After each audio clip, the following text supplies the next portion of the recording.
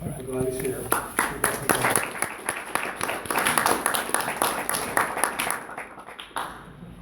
Right. My name is Dustin. I'm a grateful believer in the Lord Jesus Christ, and I'm in recovery from alcoholism. It's great to be here. Kind of my testimony tonight is about my road of recovery in a way. And I'm going to do that in a way where it shares my testimony, but it talks about the 3 C's. It's currently the ministry that I have, that I'm currently working on. I do interventions with families. I do a bunch of consulting and a lot of things that I've experienced over my past 6 years of sobriety. So that's how I'm going to kind of base my testimony tonight. But I was born, as a ADHD preacher's kid. That's when I was born into this life. My father was a pastor at Saginaw Baptist Church. His name's Swanberg, and he's spoken here a couple times. But back then he was just Dennis. He was just a good old country pastor. And so I got the right hand of Christian fellowship on many of occasions. I used to like to act out, like to kind of be the center of attention and things like that growing up. And so, through that, I got to learn what it was like to be in church. I got to understand what church people were like. I got to, understand what it was like to be loved by a great earthly father and mother and a brother. I had a wonderful upbringing.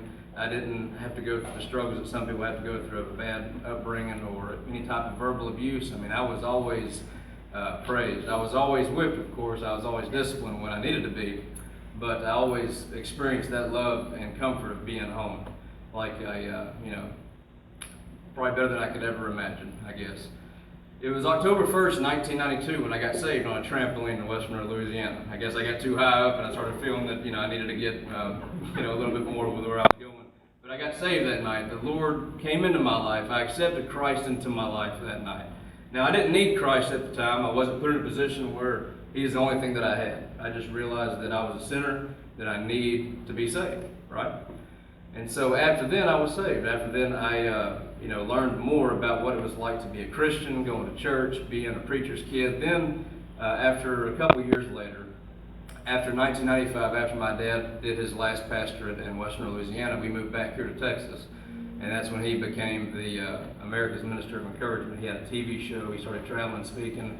And a lot of that, he would tell stories on me whenever he would travel and go. And so what I started to experience then is being celebrated for something that I never really did, I guess. I started then to mold into my mind, well, who exactly is Dusty? Because when I'd go with him, I'd be one way. But then when I'd be at home, my mom had to take me to all of her jewelry shows with Premier Design Jewelry, because you couldn't leave Sweet Dusty at home. So I had to help her set up. Any of y'all, do Premier Design Jewelry by a show of hands? Anybody ever bought that stuff or been to a show? Dawn did back in the back. She's my lady. Me being 7 years old, I had to wear this Gatsby suit, and I had to dress up Mandy the mannequin with a room full of women before Mandy went on the cruise, right? So I'd go hit the Anne Murray tape, and I would take the jewelry around to all the women, put it on them, and I'd go put it on the mannequin. Like, that was my upbringing for 3 years. I'm just glad that I have a fiance here this day that's with me here, because she was kind of nervous when she first met me too. Just like a lot of y'all were when I had the privilege to work here. My crazy belts, I didn't wear the white one tonight, and my crazy outfits. But enough of that being said, is that through high school, I used to love to be the center of attention. I used to love to make people laugh. I used to love to do all these things. There was so much static in my head going on throughout high school. I had to take the ACT numerous times. I realized at a young age that I did have, attention deficit and high definition or hyperactive definition, whatever it was. I had that stuff where it required me to do a lot of extra work. And deep down, I always thought to myself, why do I have this problem? Why is it harder for me to concentrate? My brother was very smart. He never had that issue. He was always cum laude, doom laude, sum laude, wearing all the National Honor Society stuff. But I was always the talker, the entertainer. And anyways, I remembered in high school a couple times when I would drink. I never drank a lot in high school. It was only a couple times on the weekends after a football game there in West Monroe, Louisiana. But I noticed after I would start to drink, because see, when you're ADD kind of like me, you have all this static in your head, and at least I did. All of these thoughts and worries and fears over and over. And to me it was like static, where you're laying in bed at night, the TV's on, and the static is on, but you can't find the remote to turn it off. So what is it? It keeps you up, right? And it keeps you awake. It keeps you thinking about the things you don't like about yourself. It keeps you thinking about the bills you have to pay, things that you don't like to do. It's just That's a lot of it that I started to experience. I remember that one night in high school after a football game when I was a junior. I had a 6-pack of beer, and I drank it listening to George Jones. And I know, right? And I used to think that I was with him at Dallas Cowboy Stadium playing with George, and it was fantastic. That's the beauty of it and the craziness of an ADD mind. Kind of a beautiful mind without Russell Crowe, I guess. Maybe not that far. But after I would start to drink a couple of times, what happened? That static would just go shh, shh, shh, and I'd have another one. Two more. Almost there. And that alcohol took it away. And once I felt that artificial peace, that's when I thought to myself, this is enjoyable. I kind of like this. But I still did drink. I knew I was a preacher's kid. I couldn't go out and party, do those things. So then I started to, in a way, start to create these habits, especially going into college. That's when my addiction and alcoholism really started to take further form. Because when I was in college, I had even more fears, even more worries, even more doubts of, Dusty, who are you? And this led on, this led on to the point where I would still run to alcohol because that gave me the peace, right? That took the static away, only for a short time. It completely took it away. Where therefore, when I was drinking, I could do anything I wanted to in my mind. I could feel powerful. I could feel sad. If I was sad, alcohol was going to adjust to what I was feeling. If I was hyped up watching a football game, it was going to adjust to that, and I was going to enjoy that. Funny thing about my addiction, and just the way sin is, and for me with alcohol, is alcohol adjusts to anything I was going through. If you go to a wedding, it'll celebrate with you. If you just lose a loved one, it'll cry with you. If you're angry, it'll give you whatever you need to feel through that. If you just go through a breakup, it's going to console you. It's reliable, right? 100% of the time. And that's what I enjoyed about it, is that it was reliable. And what I should have done is that I should have reached up for my Heavenly Father, my higher power. I should have reached out to a buddy. But with me, I kept everybody right here. And I kept them all kind of like this force field, I guess. I just kept everybody right here. So when you saw me, you knew that here comes exciting, funny Dusty, and that's all you were going to see. Because I didn't want to let anybody know what was going on the inside. And I had these wounds, right? I had so many wounds of, who am I? What am I supposed to do? Not wanting to take control of what I had to do. And so what I would do is I would use alcohol to metaphorically self-medicate that wound to the point where amputation comes, right? Because if you have a wound, you can rub some cream on it, but it never gets healed.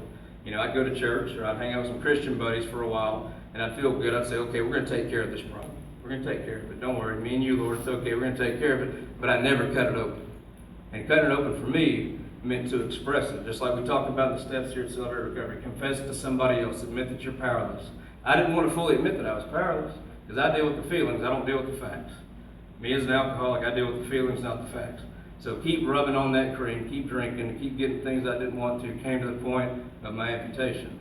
When I got my second DUI, and my sobriety date of December 28th of 2008. 2 weeks after graduating high school. Isn't that crazy? Couldn't believe it. I finally graduated, not high school, but college, I'm sorry. I spent 3 of the best years of my life in the 3rd grade, but that was, at least I thought I did. No, I just graduated college. 2 weeks later, I get arrested. Second DUI. Going to see High School Musical 3 in Austin, Texas, but I was going down one way the wrong direction. It's ridiculous. It wasn't as large as my first DUI was. My first DUI should have been enough, but it wasn't. I was enabled. I didn't really say we are powerless. We are not in control. And that's what happens if you don't allow the program of recovery to take effect. But this time, in a way, the seed of salvation, this is what I'm getting to my seeds of salvation, sobriety, and service. The first seed of sobriety was not anywhere near, neither was the seed of service. My seed of salvation was always planted in me when I was 7. Remember when I said 1992? But I didn't allow the Lord to be Lord over my life. I just said, you're my Savior. I'm going to think of you how I want to think of you. When I need you, I'll come to you. When I want to go to church, I'll praise you, and all that stuff over and over.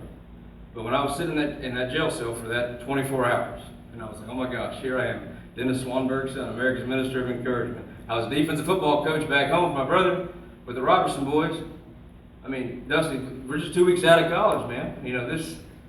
What are we going to do? Even then, I started to think, how am I going to get myself out of this situation?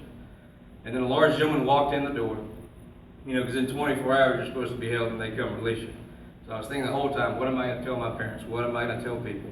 He walks in the door and he says, Mr. Swanberg, Round Rock County, in Williamson County, Georgetown, Texas, in jail.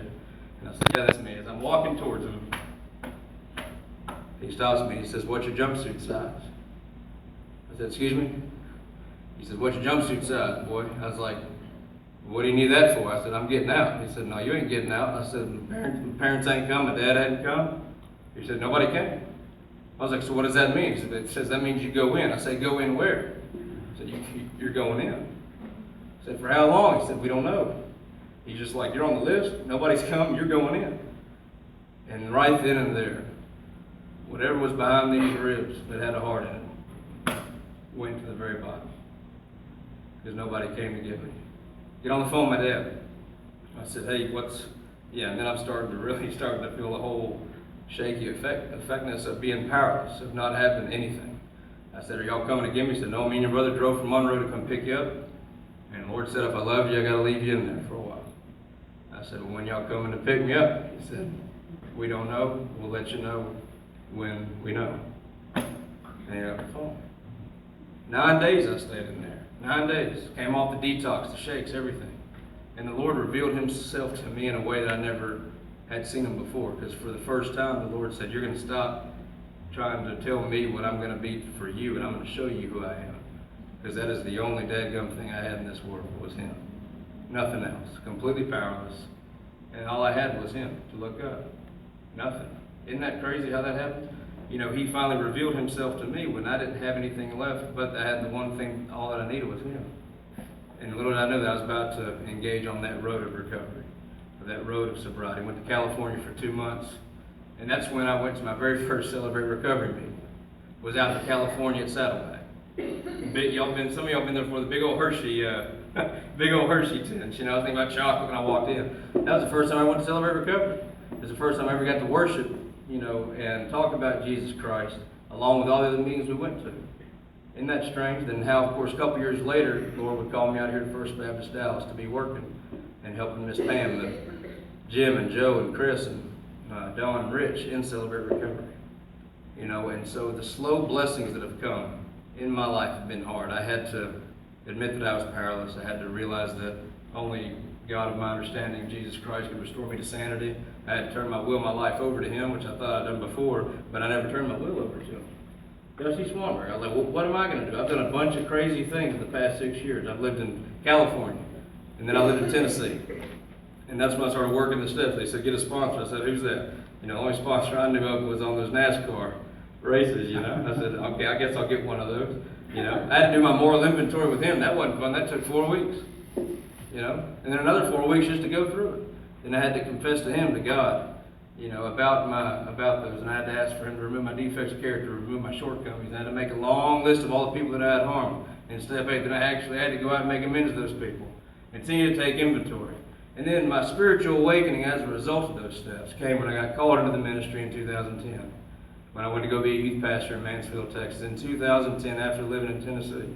My fiance was about 18 miles south, but I didn't know her at the time.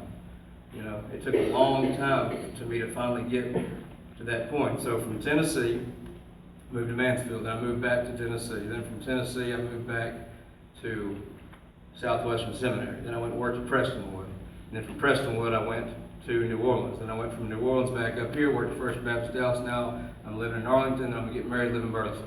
I have no clue where the road to recovery is going to take me next. Isn't that crazy? You know, I'm like, Lord, when am I going to stop? When am I going to stop moving? When am I going to stop going? But finally, through the death of my grandmother, it's funny, the death of my grandmother, I was working over in Pam's office last January. And she texted me, she says, hey, I want you to meet my dog groomer. I was like, dog groomer, who's that? Like, well, she's just a girl here in Burleson. I said, I don't know about that. I was just right over there in that office. And that's Miss Brittany. The Lord finally brought somebody into my life, but it took many years, at least 5 years of working on myself, because I have to keep working on myself. And the beautiful thing about recovery, it says you can't, you know, the Lord says you can't stop. That road of recovery continues. Because I've given you the seed of salvation, I've given you the seed of sobriety, and I've given you the seed of service. But just like it says in John chapter 15, 1 through 11, I am the vine and you are the branches. Abide in, this is my recovery verse, abide in me first, not, Lord, you come abide in me so I can abide in you and do good works for you. No, abide in me and I will abide in you. And you will bear good fruit. You cannot grow, you cannot produce any type of fruit if you're apart from me. Because the reason is, whether I like it or not, at my core, at my base, is dirt. No matter how big we grow, no matter if you're the biggest minister in the world, or whether you're just anything. It doesn't matter if you're a car mechanic or a counselor. It doesn't matter if you're a pastor, or Jack Graham, or Robert Jeffress, or it doesn't matter if you're a pastor at the Missionary Number 9 church nobody's ever heard of. At the core of us is dirt. Because the seed has to be completely consumed in dirt, right? In order for it to grow, which is the water and the sunlight. And so that's what I've been feeling, the recovery, celebrate recovery, the steps, the sponsorship, the principles, that's the water and the sunlight that helps me grow. And the reason why I have to keep going to these meetings, celebrate recovery, going to my AA meetings, calling my sponsor, doing what I'm supposed to be doing is why. Because those storms of life are going to come, you know? You know, when I swipe my debit card, it says you don't have any money in here, and I'm supposed to be getting married in a couple of weeks. Or when you lose both your jobs, get taken from you because cable company was stealing money from you, or the other company, they were doing something else, and you don't have that job no more. When that storm comes, when you lose a loved one, or when you realize you got a lump, and you don't know what it is, you'll get a check, right? That's a storm. And all it wants to do is what? Wash me away. Because every time that comes, that Knob Creek, that bourbon, that alcohol, that addiction, whatever it may be for you, to me it was alcohol. It says, come back to me. Come back to me. Let's get that static taken away. Let's work on it. Let's get it back. And it's so tempting, right? I mean, every single day. And I'm like, Lord, why don't you take this thorn out of my side and get it out of me? I'm tired of it. You know, I'm saved. I'm trying to do your good work, right? Why can't you remove it? I'm tired. I'm so tired of having to feel the resentments, self-loathing, looking at myself, hating myself. Because I know we've all felt it in these rooms. I know we've all felt it. Why can't you remove it? And I'm starting to understand that the reason that He puts those things in our life, those things that we're in recovery for, and we're all recovering from something, is to what? To keep us on our knees. Amen? And to keep looking up. For us to keep saying what? That you are powerless. That you're not in control. I am. That you have defects of character. I want to take them away. You know, I've got people in your life. There's people in these rooms that want to help you, that want to come alongside you in this journey of recovery. I felt it when I was here. Even though I worked here, I still felt it. That's the beautiful thing about recovery. No matter where you go, what state you live in, recovery is just a room away. Or it's just opening up the big book or opening up the Bible and looking in there and getting it every single day. And that's what I want to encourage y'all with, because I'm still on that road. And I still will be when I make it to 80 years old. You know, I won't look as good as Jim when I get to his age, but I hope I do. That's one handsome man, you know. He's got 2% body fat since he was, I don't know, 2 or 3 years old. You know, but he was, it's true, I'm just, you know, sharing my heart. But it was people, you know, but it was people like Jim and Pam, you know, Pam Green, that the Lord brought into my life, that I never would have met if I hadn't had a problem with alcohol. If I never truly recovered from it. So the program of recovery, the Lord has used my sin, He's used my addiction, He's used my failures to what? To give me endurance, to increase my character for a hope of salvation.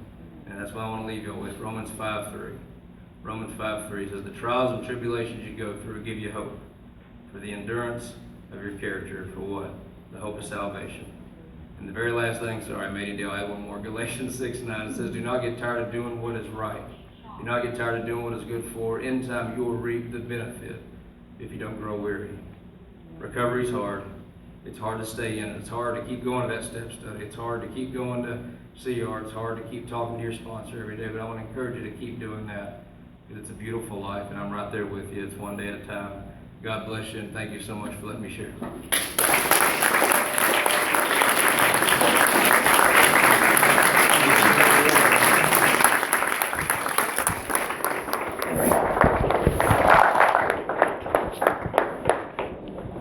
Thank you.